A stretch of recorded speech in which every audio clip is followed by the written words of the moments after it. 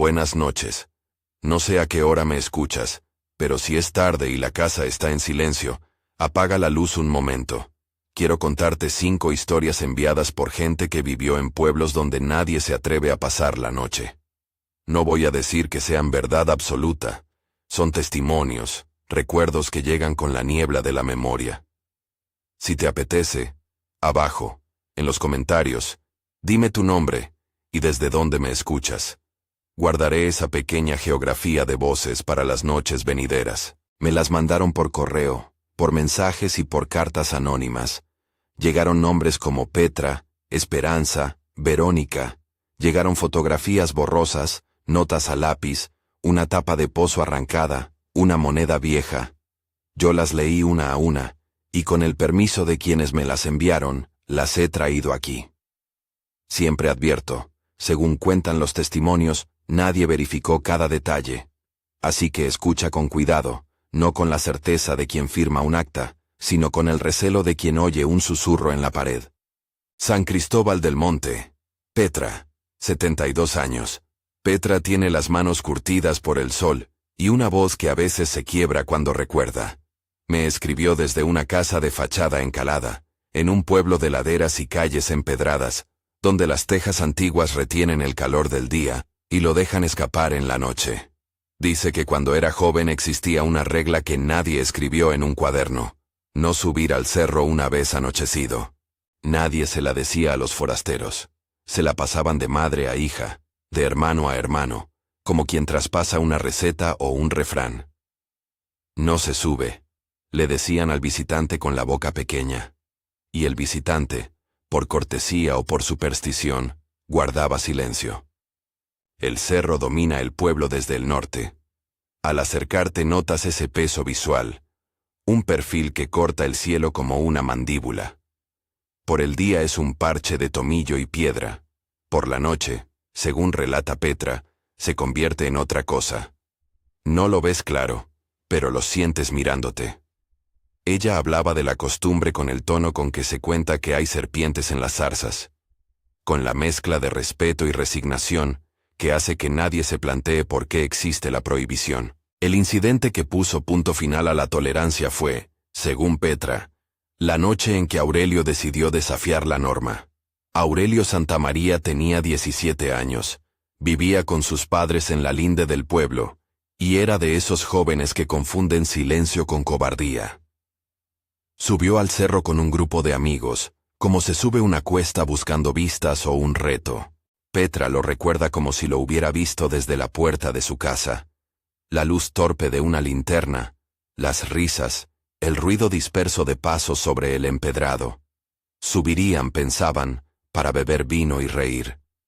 Bajarían antes del amanecer, pensaron.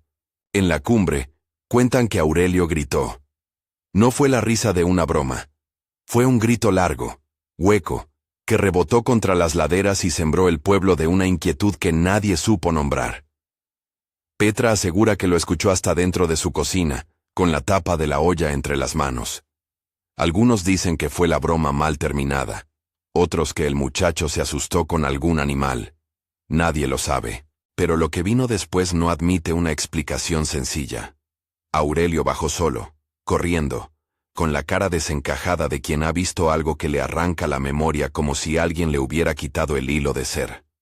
Miraba al suelo. No contestaba a las preguntas. Ninguno de los amigos supo decir que lo pasó a buscar. La familia de Aurelio empaquetó 2 días después. Salieron en medio de la noche sin ruido, cerraron la casa, y se marcharon sin dar explicaciones. El pueblo comentó que se fueron a la ciudad, que la madre no podía soportar la mirada del hijo. Petra, que lo había visto desde su ventana, me escribió. Desde entonces, cuando sopla el viento del norte, cierro la ventana de mi cuarto. Hizo una pausa en la carta, y subrayó con tinta la palabra, mirar. No explicó más. Nadie volvió a subir al cerro. Nadie volvió a bromear con el reto nocturno. La prohibición no escrita quedó reforzada por la marcha de una familia entera. Lo curioso, y lo que Petra repite con insistencia, es el carácter doméstico del miedo. No hubo gritos desde los ancianos en la taberna, ni sermones en la puerta de la iglesia. Hubo una costumbre que los que crecieron en ese pueblo asumieron sin drama, como la necesidad de traer agua del pozo. El miedo entró en la rutina. Una señora que siempre baja la persiana cuando atardece. El sobrino que nunca da la última mirada a la loma al arrancar el tractor. La voz de la madre que corrige: «Estate en casa cuando anochezca». Petra me contó algo más que no quiere repetir en voz alta. Una mañana, años después, cuando recogía las plantas del balcón, encontró en la alfombra de su puerta una pequeña piedra redondeada por la lluvia, colocada en el centro. Nadie se la había dejado de broma. Era como la marca de un aviso, me escribió. La guardé en un cajón, no la enseñé a nadie. Dice que la mira a veces en la oscuridad y piensa en Aurelio, en la pendiente y en la sensación de que algo mira desde la cumbre. San Felipe de los Remedios, nieto de Esperanza, alrededor de 30 años. La segunda historia viene de otra casa blanca, esta vez con un pozo en el patio que, según el remitente, llevaba años sin agua. El narrador de esta carta prefirió presentarse como el nieto de Esperanza. Hace unos meses volvió al pueblo para vaciar la casa que iba a vender, poner en orden los muebles y recoger recuerdos. La abuela Esperanza había muerto y la vivienda, con su pátina de polvo y olor a laurel, esperaba la limpieza final. El pozo estaba cubierto con una losa. Era una tapa nueva, de cemento, levantada hace no demasiado para evitar caídas. El nieto se queja en la carta de que todo en esos pueblos parece hecho para olvidar. La tapa que oculta, la palabra que no se pronuncia. Llegó una noche, dice, tras dejar las cajas en el salón. El pueblo dormía con ese sueño apretado que adquieren las aldeas pequeñas, como si fueran una mano cerrada. Caminó hacia el patio con una linterna, y en la luz corta de su haz, vio a alguien apoyado en la losa del pozo. La figura era femenina, delgada, con el cabello recogido y una postura tranquila, casi de espera. No parecía esconderse. Estaba en la losa, como si fuera lugar de encuentro. El nieto, que no imaginó ver a nadie a esas horas, parpadeó, y la figura ya no estaba. Bajó las escaleras y golpeó la puerta de su abuela. Abrió Esperanza con el camisón, y a la luz de la cocina, con la cara arrugada y una historia larga en las manos, le dijo algo que dejó al nieto sin palabras. Te traerá consuelo por un rato, pero te pedirá algo a cambio. No quiso decir más en un primer momento. Al día siguiente, con la claridad, la abuela le contó que 40 años atrás había visto a esa misma mujer junto al pozo, apoyada en la losa, con la misma postura. La describió con detalles que el nieto anotó: una cicatriz leve en la ceja, la forma de las manos, la manera en que inclinaba la cabeza. La abuela dijo que aquella mujer le había sonreído con tristeza y le había hablado de su madre, de nombres que solo una persona del pueblo sabría. Le rogó que no quitara la tapa, que la dejara donde estaba. ¿Por qué, abuela?, preguntó el nieto. Esperanza, con la cabeza baja, explicó que ciertos puntos del pueblo eran como costillas abiertas. Si se movían sin cuidado, algo que estaba dentro acababa por salir, y los nombres iban cambiando. Le pidió que por favor no vendiera hasta haber pensado bien, pero la casa debía venderse, las hipotecas, las deudas, la vida en la ciudad. El nieto hizo lo que hicieron muchos: cubrió la tapa con una plancha metálica, remató la puerta, dejó la casa a la inmobiliaria. El día que vinieron los compradores, un hombre mayor se detuvo en la puerta y miró al patio con una expresión que el nieto describe como si recordara un nombre que no llega. Contó que su mujer, años antes, había soñado con alguien apoyada en una losa de pozo y que le había dicho dónde mirar. No dijo más. La venta se cerró. Sin embargo, antes de marcharse, el nieto volvió una última noche con la linterna y, desde la ventana de la cocina, vio a la figura apoyada en la losa del pozo. Estuvo quieta, como esperando. Él apagó la luz y se fue en silencio. Lo que más le impresionó al nieto, y lo que escribe con letra temblorosa, no es la imagen en sí sino la coincidencia. La abuela y el hombre mayor describían a la misma mujer con rasgos que él ahora había visto. ¿Era una vecina que volvía? ¿Una pariente? Nadie lo supo. Vendimos la casa y no le dijimos a nadie por qué, concluye el remitente en la misiva. Añade, ya en un apunte final, que a veces despierta en la ciudad con la sensación de que alguien está apoyado sobre la tapa de su propia memoria. Hay un motivo recurrente en estas primeras cartas: las presencias que se instalan en los objetos domésticos, un cerro que observa, una loza que espera, y que parecen exigir reconocimiento generacional. No es la espectacularidad de una aparición que deja rastros físicos, es la invisibilidad de algo que conoce los nombres, las historias, los rostros. En muchos de estos pueblos la frontera entre la casa y lo extraño no está en el umbral principal sino en esos puntos concretos: el cerro, el pozo, la linde del río. Antes de seguir, una pequeña nota. Estas historias suelen venir acompañadas de instrucciones tácitas. Los remitentes no piden que vayas a mirar. Al contrario, casi todos advierten, con moderación, que no intentes buscar por ti mismo. El miedo que describen es doméstico y no reclama el espectáculo del visitante. Es más bien un silencio que se transmite como herencia. Paso de ánimas. El viajero, alrededor de 40 años. El tercer envío es de un hombre que viajaba solo por trabajo y una madrugada, con el coche averiado, se alojó en una pensión al borde de la carretera. Me dio detalles precisos sobre la hora: 2:15 de la madrugada. Me habló de la recepción, de una mujer que lo atendió sin prisa, con una expresión vertical y cansada. La pensión tenía ese olor a café rancio y a planchado a 3 manos. Las paredes estaban adornadas con fotos en blanco y negro de una salud rural que ya no existía. Cuenta que despertó sin saber por qué, con la costumbre de quien ha dormido poco y mal. Al mirar por la ventana vio, a la distancia de la calle empedrada, una fila de figuras que avanzaban en silencio. No hay humo, no hay tambores, solo velas. Según el testigo, la imagen era imposible de ignorar. Una procesión que no se parecía a ninguna de las que había visto en su vida, porque las personas iban vestidas de forma atemporal, y porque algo, en la forma de sostener lo que llevaban, andaderas, andas, daba la sensación de estar cargando ausencias bajo telas. La hilera no hablaba.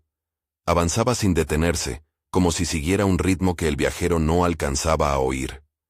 Entre las manos, las velas empequeñecían las manos hasta convertirlas en siluetas. No vio caras claramente. La distancia las volvía manchas, y lo que más lo desasosegó fue que la procesión parecía no tener principio ni fin. Iba y seguía, una línea que venía de la niebla y se perdía hacia un cerro en la lejanía. Se quedó observando por largo rato. Los pasos sobre el empedrado eran apenas audibles, como si el pueblo tratara de no respirar mientras pasaban. En la recepción por la mañana, la mujer que le había atendido apenas comentó: no todos los ven. Los que lo ven a veces no recuerdan el resto de la noche. No quiso abundar, pero dejó caer un dato que hizo al viajero apretar los puños. La procesión, según ella, no vuelve ante la misma persona 2 veces. Aparece una sola vez para quien la mira, salvo cuando el observador tiene un lazo directo con lo que la procesión lleva. El motorista no supo en ese momento qué pensar. Por la mañana, tomó el coche, relató lo ocurrido a un vecino en la gasolinera, y notó que la gente cambiaba de tema con naturalidad, como si entender la procesión fuera una explicación incómoda que conviene evitar. Él admitió que desde entonces conduce con más cuidado por carreteras comarcales, y que evita el tramo por la noche. Me envió una fotografía tomada desde la ventana, pero la imagen, por la poca luz, no mostraba más que unas manchas luminosas en fila. No sirve de prueba, escribía junto a la foto. Pero yo lo vi. Lo que inquieta en relatos como este es la manera en que el hecho no pide ser probado. No da nombre a un culpable ni exige justicia. Es una presencia que aparece y se convierte en un umbral de olvido para quienes se acercan. Alguien me escribió en otra ocasión que la procesión se lleva trozos de memoria, y que las personas que demasiado la observan vuelven con huecos en la anécdota de su propia vida. No recuerdan una cara, No recuerdan por qué dejaron algo en la calle. No digo que esto sea verdad, solo reproduzco cómo lo cuentan. Aquí, por ahora, me detengo en la visión que tuvo el viajero en la ventana de la pensión. La hilera interminable de velas, lo que se insinuaba bajo las telas de las andas. La sensación de que alguien o algo cruzaba el pueblo cargando algo que no debería mostrarse. Es una imagen que deja sin aliento, y que, por sí sola, cambia la manera en que miras un pueblo a medianoche. Si alguna vez te pilla una avería en una carretera solitaria, tal vez recuerdes, con una punzada de ansiedad, esta palabra, procesión. Interludio del narrador. Permíteme una pausa. Si te fijas, ya aparecen patrones. Los pueblos tejen prohibiciones que funcionan como redes para que ciertas cosas no se suelten. Cerros que miran, pozos que esperan, procesiones que pasan como si llevasen al hombro un secreto demasiado pesado para quedarse en la memoria. No es casualidad que las historias vengan de hogares, de gente que ve el mundo desde la cercanía. El horror que aquí se narra es de tono doméstico. No pretende el espectáculo del relato de taberna, sino la íntima incomodidad de una cocina, donde algo ha cambiado su sitio. Cuando alguien dice, no lo verás dos veces, lo que suena en la letra de la advertencia es otra cosa, que en esos poblados hay jerarquías de la mirada. No todo el mundo está autorizado a mirar lo que pasa. A veces, el silencio no protege a los vivos, sino a los muertos. A veces, proteger implica olvidar. Paso de ánimas. Continuación de la madrugada. Quiero seguir con la noche en que el viajero vio la procesión. No voy a contarte desde la voz de la recepcionista aún, porque hay un detalle que el testigo me describió con tal nitidez, que merece ser escuchado en toda su extensión. Dice que, cuando la fila pasó bajo su ventana, notó que las velas proyectaban sombras que no correspondían del todo con las figuras. Era como si la luz hiciera visible algo que las personas mismas no mostraban. Manos que no se movían, gestos repetidos, y una postura de entrega que parecía tener un compás propio. En un momento dado, una de las andas se detuvo frente a una casa en la que vivía un anciano que, según la gente, llevaba años sin salir. La procesión rodeó la casa sin detenerse, y siguió. El viajero asegura que, en ese instante, sintió un frío profundo que le recorrió la espalda y la nuca. No era un frío meteorológico, sino algo que pertenecía a la atención, la sensación de que, por mirar, había entrado en el campo de aquello que se desplazaba. No recuerda si tocó la ventana o si la dejó entreabierta. Solo recuerda la línea de luces y la tela cubriendo algo que las manos sostenían con reverencia. Y aquí es donde, por ahora, detengo la narración. No porque el testigo no contara más, sí lo hizo, sino porque lo que sigue tiene el carácter de umbral. El momento en que la narración pasa de la visión a la consecuencia. Las noches que siguen a esa madrugada, según otros relatos que circulan en los mismos pueblos, traen consigo cambios pequeños pero persistentes, pérdidas de nombres, sueños que ya no se recuerdan, silencios que se convierten en costumbre. En el caso del viajero, lo que vino después no se presta a una descripción limpia sin estropear la tensión que esa madrugada propone. Antes de continuar con las siguientes historias, quiero que sientas lo que he intentado cuidar en estos relatos. El modo en que lo extraordinario se filtra en lo cotidiano. No hay violencia espectacular. Hay una sensación de apropiación. Algo que viene, hace su trabajo y se marcha, dejando a la gente con la tarea de recomponer la vida a partir de huecos. Estas faltas, pequeñas y persistentes, son las que dejan a los pueblos con la reputación de lugares donde nadie se atreve a pasar la noche. Voy a detenerme aquí un momento. Hay más historias por delante. Una mujer que pagó por una cura con una porción de su silencio interior, y un nieto que desenterró un trabajo protector que venía con un precio. Pero prefiero que la noche respire antes de meterme en esos dos versos finales. Si te está gustando y quieres que traiga las demás historias, recuerda dejar tu nombre y desde dónde me escuchas. Me gusta pensar en las voces que se suman, una por una, a este mapa de pueblos inquietantes. Termino este bloque con la imagen de las velas en fila, avanzando como si portaran en su seno un mapa de olvidos.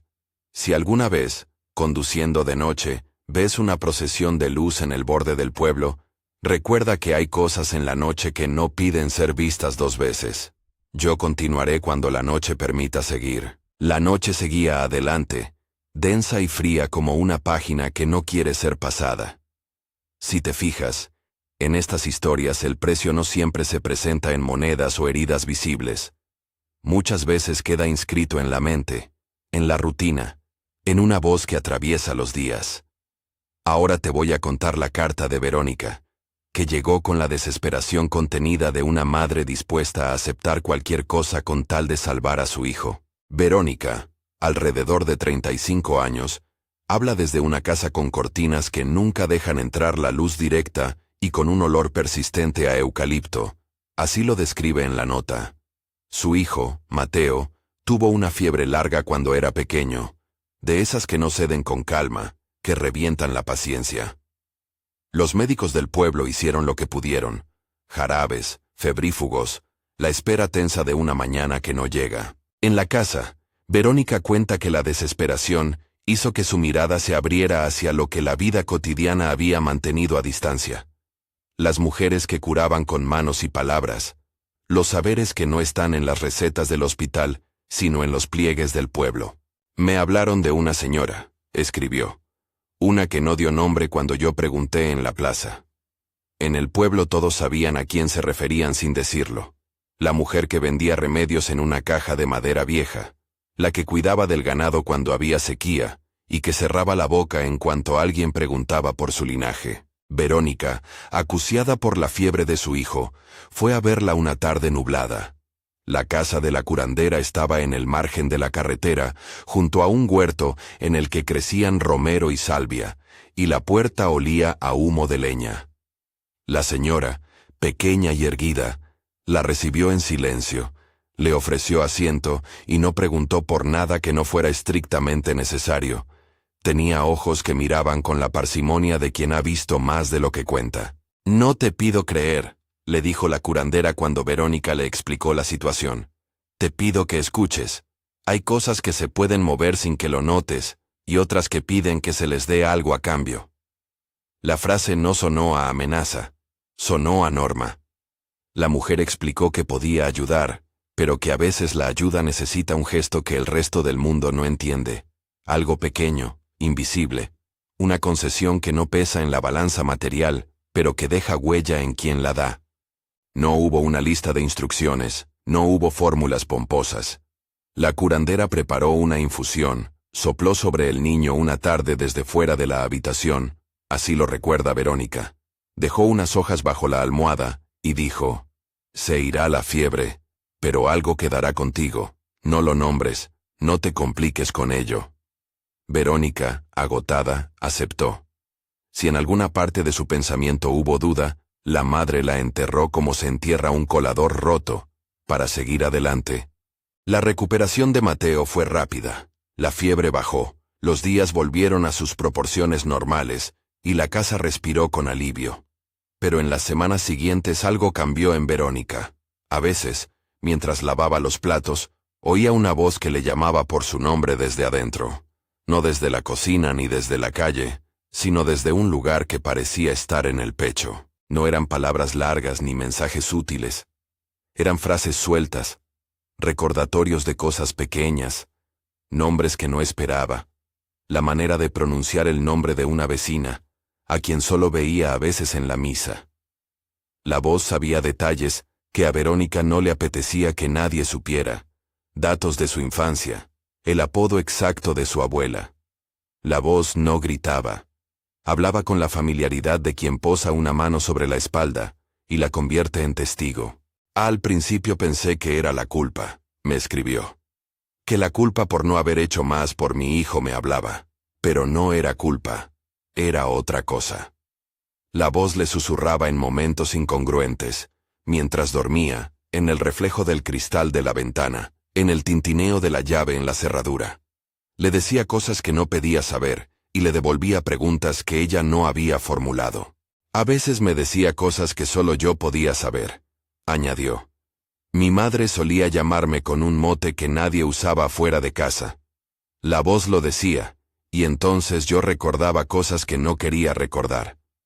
Verónica consultó a quienes le habían recomendado a la curandera. Algunos le dijeron, con la mezcla de condescendencia y secreto que dominan estas comunidades, que lo que había quedado era un eco. Otros, más categóricos, le dijeron que había permitido entrar una especie de compañero, un recuerdo prestado, que se pegó a su oído para no irse. La curandera, cuando volvió a verla, no negó nada. Le explicó que había tomado algo pequeño, insistió, para sacar la fiebre, y que ese algo había dejado una rendija en el silencio interior de Verónica.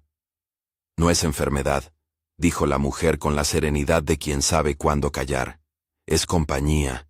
No la alimentes, no le cuentes cosas, y sobre todo, no te fíes de lo que ella te dice si te pide crueldades. Esa última advertencia vino con un gesto. Llevar la palma de la mano al corazón y casi cerrar los dedos. Ignorarla, dijo la curandera. Es la única medicina segura. Si la escuchas y le respondes, ella gana. Si la tratas como a una mosca, pronto te dejará en paz. Verónica hizo lo que le dijeron. Al principio fue un esfuerzo titánico. Fingir que no oía, dejar en la cabeza las palabras sin atenderlas. Le costó conversaciones con su pareja, quienes pensaban que sufría agotamiento. Había momentos en que la voz le nombraba secretos ajenos en plena calle, y la gente la miraba como a alguien con un oído demasiado permeable.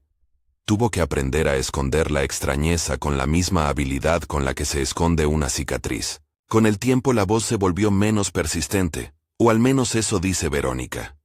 Ha aprendido a convivir con ella. No le pide grandes cosas, y la voz no exige ritos ni ofrendas. Exige atención. En noches largas la voz le recuerda detalles de su vida que la tranquilizan y otras que la inquietan. Le sopla al oído nombres, fechas, anécdotas que convierten su día a día en un territorio vigilado. El pago en este caso no fue un bien tangible, fue la pérdida parcial del silencio interior, esa privacidad íntima que todos damos por descontada hasta que alguien la quiebra sin permiso. Verónica me contó, en una nota final, que la voz no es necesariamente malicia. A veces me ayuda, escribió. Me recuerda dónde dejé las llaves, me dice si he dejado el horno encendido. Es una compañera que también cura, pero vivir con ella es como tener una casa con una pared que escucha. La conclusión no es un lamento sino un estado, hacer las paces con un ruido constante que te acompaña y que te obliga a elegir cuándo contestar. Si tuviera que decir algo, cerró. Diría que pagué por la curación de mi hijo. Pagué con una porción de intimidad. ¿Lo haría otra vez? Es difícil decirlo. Una madre lo hace todo por su hijo. Lo que trae esta historia a la mesa es la idea de que la ayuda en estos pueblos rara vez es gratuita. Existe un equilibrio que no se registra en la contabilidad. Para algunos, el precio no aparece nunca como pérdida. Para otros, es la ausencia de algo que antes estuvo presente.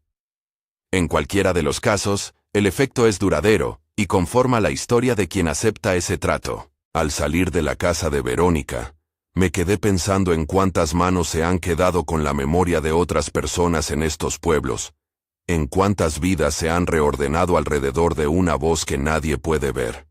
Es un tipo de horror que no rompe, sino que reconfigura.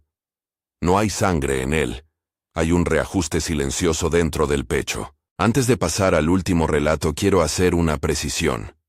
Las historias sobre curanderas y pactos aparecen en diversas formas en los testimonios que me envían. A veces se habla de ofrendas, otras de favores, y siempre de un coste que es más moral o interior que físico.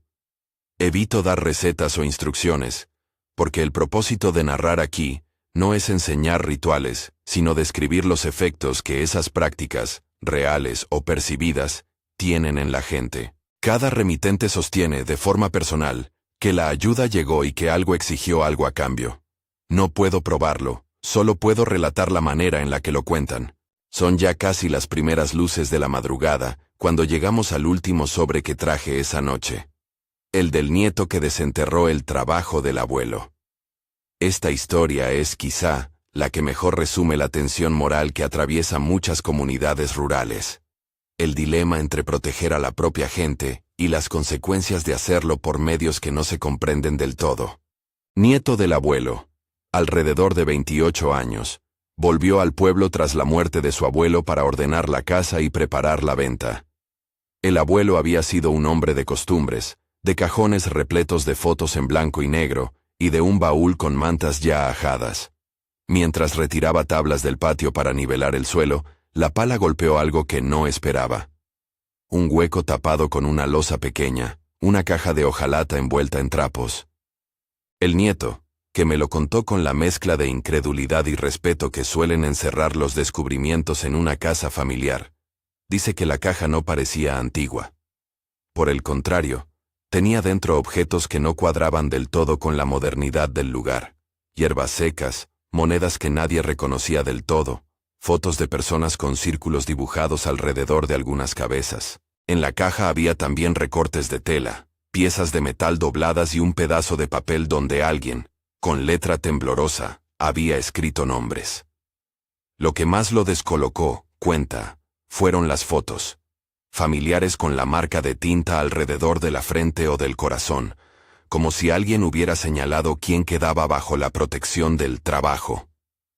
Al principio el nieto pensó que eran amuletos de antaño, supersticiones olvidadas, pero cuando le mostró la caja a una mujer que sabe de estas cosas, no la curandera sin nombre, sino una especialista que vive en un pueblo vecino y a la que algunos llaman por teléfono con preguntas sobre trabajos, ella le dio una palabra que lo hizo mirar la caja con otra luz: protección hecha a costa de algo. La especialista no se mostró alarmada ni moralista. Explicó con la seriedad de quien conoce cómo se han hecho las cosas en el terreno que un trabajo es una intervención simbólica.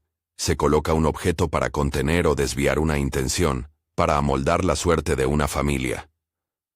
Dijo también que estos trabajos se hacen con la creencia de que alguien o algo se engancha a la protección, que siempre hay un intercambio, aunque no siempre se pueda cuantificar.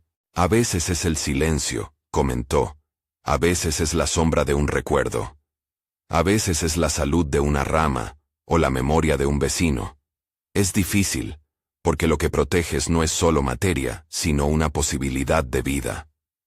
El nieto me contó que, al ver el nombre de su abuelo en las notas junto a las fotos, sintió una mezcla de gratitud y de inquietud. Si su abuelo había pagado por la tranquilidad del hogar con algo que afectaba a otros, tenía derecho a decidir su destino a posteriori. Guardó la caja en el garaje y la dejó cubierta con una manta. Pensó en tirarla, en quemarla, en entregarla a la iglesia. Incluso pensó durante un instante en venderla como curiosidad. Todas esas soluciones le resultaban imposibles, porque en el fondo sabía que estaba ante la herencia de un hombre que había hecho lo que creyó necesario para proteger a su familia. Consultó a varios: al párroco, que le dijo que lo mejor era rezar; a una vecina mayor, que encogió los hombros y dijo que los trabajos son así, hay que respetarlos; a la especialista, que le sugirió no abrir la caja sin ayuda. La recomendación en todos los casos fue la misma: tratar el asunto con discreción.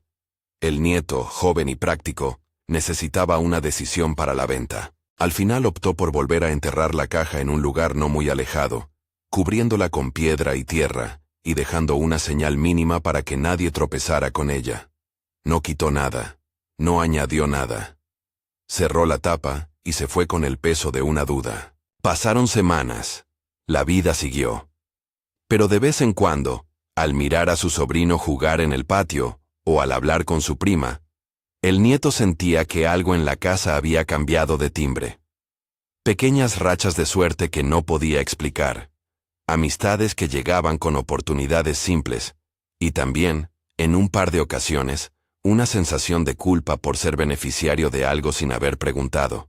No hubo tragedias ni sobresaltos espectaculares. Hubo una continuidad que se apoyaba en la protección y en el secreto. La casa vendió con normalidad. El nuevo dueño no encontró la caja, tampoco buscó.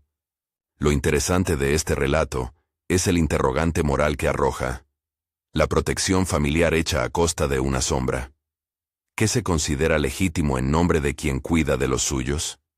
En estas comunidades, el tejido social incluye prácticas que fuera de ese marco resultan difíciles de comprender. La decisión del nieto, no destruir, no exponer, no confesar, es en sí misma un ejemplo de cómo se manejan esos dilemas, con discreción, con cierto realismo y con la vaga esperanza de que lo oculto no incomode demasiado. Cuando le pregunté al nieto por qué no devolvió la caja al lugar original del enterramiento, me respondió que no estaba seguro de dónde exactamente la había encontrado y que temía abrir de nuevo una historia que pertenecería a otros. A veces, dijo, la protección de un hombre se extiende más allá de su cuerpo. No sé si somos culpables o beneficiarios.